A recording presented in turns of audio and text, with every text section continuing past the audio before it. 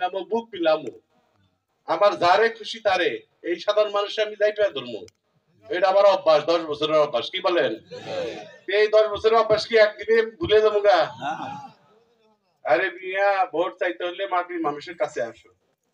Vote দেখো এমনি এমনি তারা দিবে। ভালোবাসা, এই ভালোবাসা মেকি ভালোবাসা না, দেখানো ভালোবাসা না। 2 দিন ধরে আইলাম আর 2 দিন চলে গেলাম।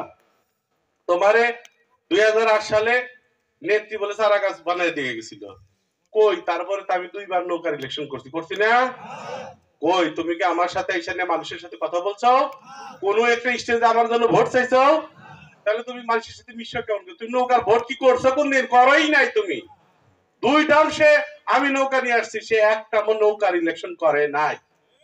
বরং এই যে হুগরা, এই যে সিলিমপুরে তুমি নৌকার বিপক্ষে, এই যে চেয়ারম্যান ইলেকশনে নৌকার বিপক্ষে কাজ করছো।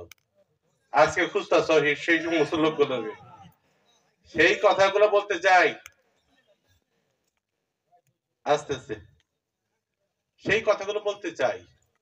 মানুষের ভালোবাসা পাইলে চরের মানুষ একবার যারে বুক দেয় তারে কখনো পিঠ দেখা না। দেখা কি বেগুন ডালে মানুষকে দেখাবে?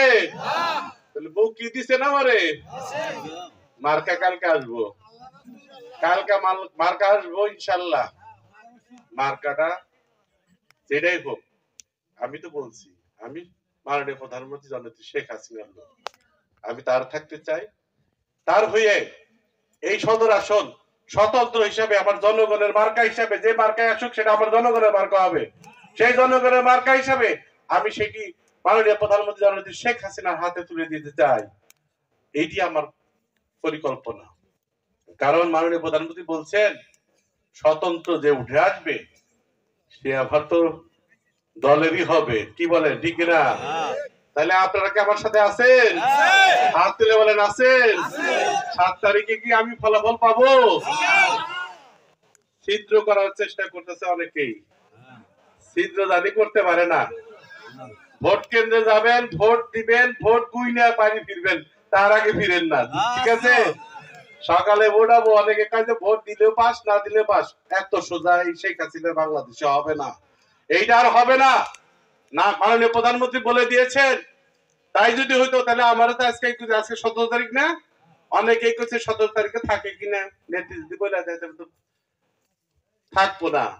আজকে সারাদিন টেলিফোন খুলে বয়ে আসছিলাম, 4টা বলতো পুরানো যাই নাই, যে টেলিফোন করে বয়ে দেখি যদি করে, তা দেখলাম একটা করে নাই। বরং টিভিতে বলছে স্বতন্ত্রদের কোনোভাবেই চাপ দেওয়া যাবে না, স্বতন্ত্রদের কর্মীদেরও চাপ দেওয়া যাবে না।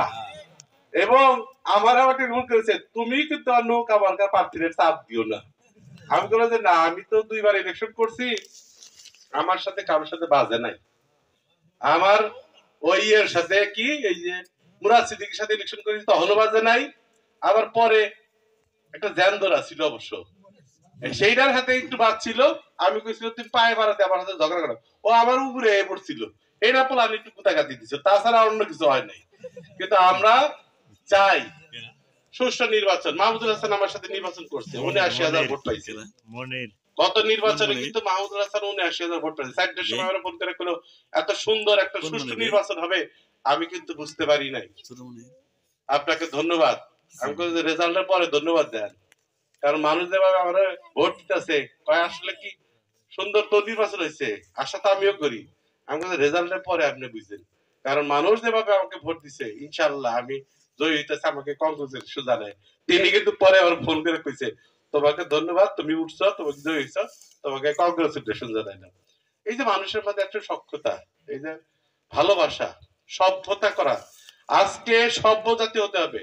আমরা সভ্যতা তৈরি করি, আমরা মানুষের সাথে বেয়াদবি করার চেষ্টা করি নাই, মানুষকে ধমক দিয়ে কথা বলার চেষ্টা করি নাই। আজকে যারা প্রার্থী আসেন তারা একটু ধমক টমক কম দিয়েন, কারণ টাঙ্গালের মানুষ আর যাই কিছু করুক ধমক পছন্দ করে না। চরের মানুষ তো একবারই না, যদি ধরে তাহলে ধমকটাকে ব্যাখ্যা করে দিয়ে দেয়, তাই না? কাজে ওইটা কিন্তু পছন্দ করে না, চরের মানুষ কিন্তু আরো বেশি পছন্দ করে না। কালকে শুনছিলাম যে কালকে না পরশু দিন এই বেগুন ডালে নাকি ধমক টমক দিছে। আর ধমক দিয়া কি নির্বাচন হয়? ভোট আনতে হবে ভালোবাসা দিয়া, ভোট আনতে হবে কন্ট্যাক্ট করে, সুন্দর করে, যে হৃদয়ে হৃদয়ে কার হাতে ভাব আছে সেই জিনিস ভোট আনবার লাগে। আপনারা ধমক দিয়ে ভোট আনতে চান? ধমকের বাংলাদেশটা টাঙ্গাইল তো নাই। আমি 10 বছর এমপি আছিলাম, কোনদিন ধমক দেয় কথা কই না। আর আপনি এমপি অন্যায় তার আগে ধমক দেয় কথা কন? হ্যাঁ, এই এমপি হয়ে নন। এখনো পজিশন আপনার খুব একটা ভালো না, যেটি দাঁড়াইছে তার মধ্যে এখনো পজিশন অনেক নিচে, তাই না? যেটি হোক, আমরা মাঠের মানুষ, মাঠে কামলা দিই, আমরা কামলা দিয়ে বুঝি কার কি দাম।